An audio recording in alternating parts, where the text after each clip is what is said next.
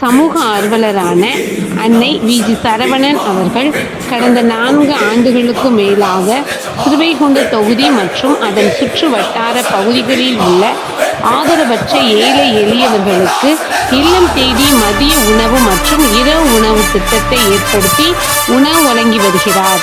இந்நிலையில் தமிழக வெற்றிக் கழகத்தின் ஐம்பெரும் கொள்கை தலைவர்களில் ஒருவரான சமூக ஆர்வலர் அஞ்சலை அம்மாளை கொள்கை தலைவராக அறிவித்ததன் ஈர்ப்பால் தமிழக வெற்றிக் கழகத்துடன் இணைந்து தமிழக வெற்றிக் கழக தலைவர் தளபதி திரு விஜய் அவர்களின் ஆசியுடன் கழக பொதுச் செயலாளர் அண்ணன் புஷி என் ஆனந்த் அவர்களின் வழிகாட்டுதலின்படியும் 1000வது நாள் மதிய உணவு மற்றும் இரவு உணவு திட்டத்தை தமிழக வெற்றிக் கழகத்துடன் இணைந்து வழங்கி வருகிறார்.